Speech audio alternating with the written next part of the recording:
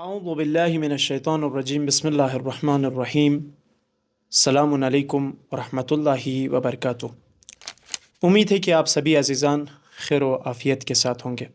آپ کے سامنے ایک اور موضوع پر گفتگو کرنے کے لیے حاضر ہوئے ہیں۔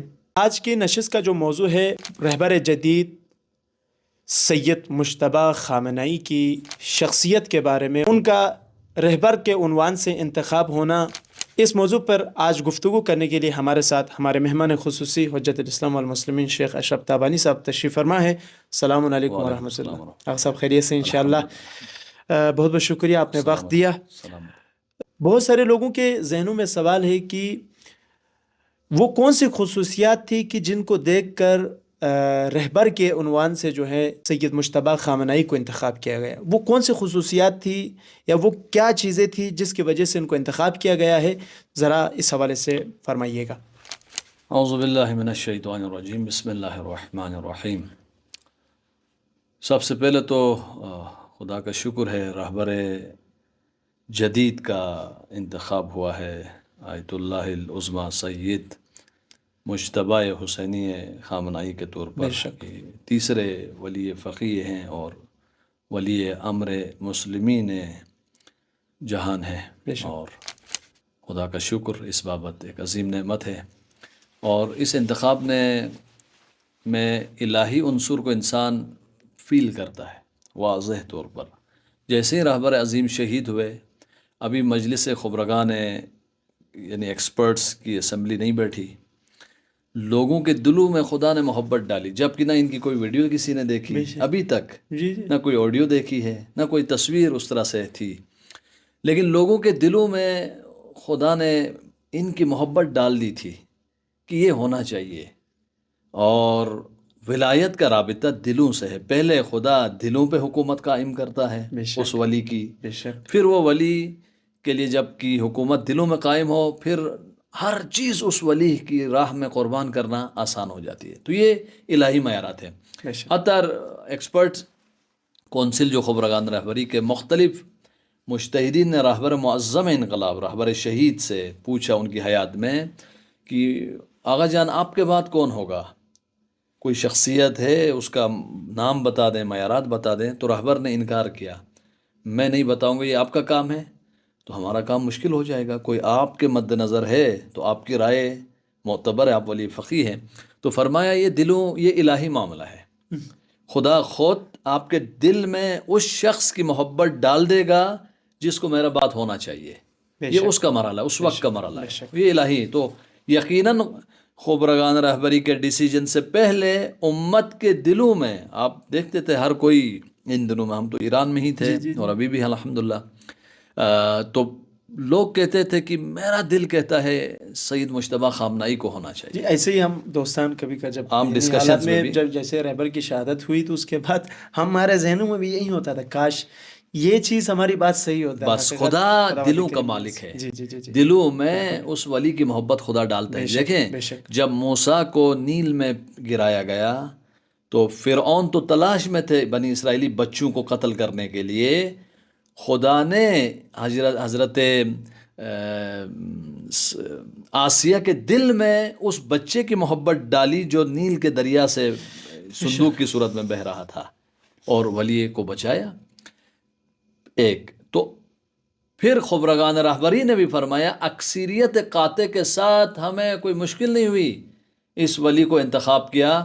اور یہ 80 مجتہدین ہیں، یہ زندگی کے معمولی معاملات میں خدا کے علاوہ کسی کو مد نظر نہیں رکھتے۔ یہ جو لوگ انتخاب کرتے ہیں رہبر کو، یہ کوئی عام لوگ نہیں، 80 مجتہدین جنگ کے سائے میں ان کو امریکہ اسرائیل ٹارگٹ کرنا چاہ رہا تھا۔ اگر یہ ان کی مرضی کے مطابق ڈیسیجن لیتے تو کیوں مارتا، ٹارگٹ کرنا چاہتا تھا، جنگ کے سائے میں انہوں نے یہ انتخاب کیا ہے، اور خدا کو حاضر و ناظر رکھ کر ان کا ایک انتخاب ملتوں کو کہاں سے کہاں پہنچا سکتا ہے۔ یہ ایک حجت ہے۔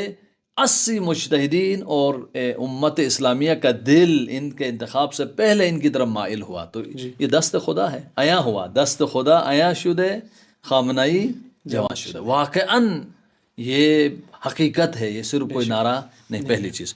دوسری چیز، اس انتخاب سے استکبار جہانی کو مایوسی ہوئی۔ ولایت فقیہ غدیری راہبری کی کنٹینویشن ہے، غدیری راہبری کی۔ جس وقت غدیری راہبر کا انتخاب ہوا تو کہا آج کا دن کفار کی مایوسی کا دن ہے، تو یہ سلسلہ جاری و ساری ہے۔ آج ولی فقیہ خادم ہے، اس امام معصوم کے سلسلے کا ایک حصہ ہے۔ اس انتخاب سے بھی ٹرمپ جیسے شیطانوں کو مایوسی، اس نے واضح طور پہ کہا کہ مجتبیٰ خامنہئی ہمیں قبول نہیں، تو دشمنوں کو بھی اس انتخاب سے شدید صدمہ پہنچا اور ٹرمپ پر تنقید بھی کرنے لگے۔ ٹرمپ آپ نے کیا حماقت کی، خامنہئی کو جوان کیا، اور اس جذبے سے وہ مبارزہ کرے گا۔ جانتے ہیں وہ پہلے سے بھی شخصیت کو تخریب کر رہے تھے، تو ایک اللہ کی بہت بڑی نعمت ہے۔ تیسرا پیغام اس انتخاب سے ملت ایران نے دیا کہ جنگ جاری ہے، مبارزہ جاری ہے۔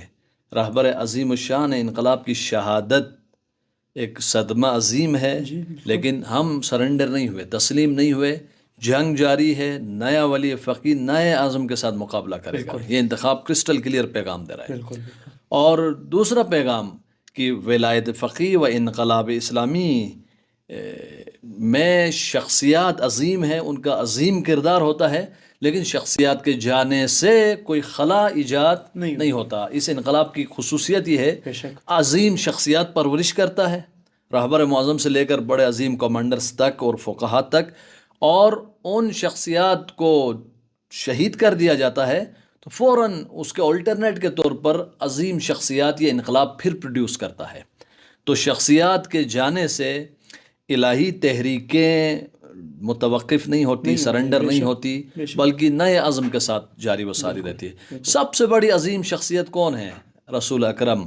آپ کے جانے کے بعد کیا اسلام کی تحریک رکی؟ نہیں۔ اس کے بعد امیر المومنین، اس کے بعد دیگر ائمہ علیہ السلام، اور یہ سلسلہ جاری و ساری رہے گا۔ یہ بھی پیغام دیا کہ حرکت انقلاب شخصیات پر متوقف نہیں، البتہ شخصیات کا مرکزی رول ہے، خصوصاً ولی فقیہ کا۔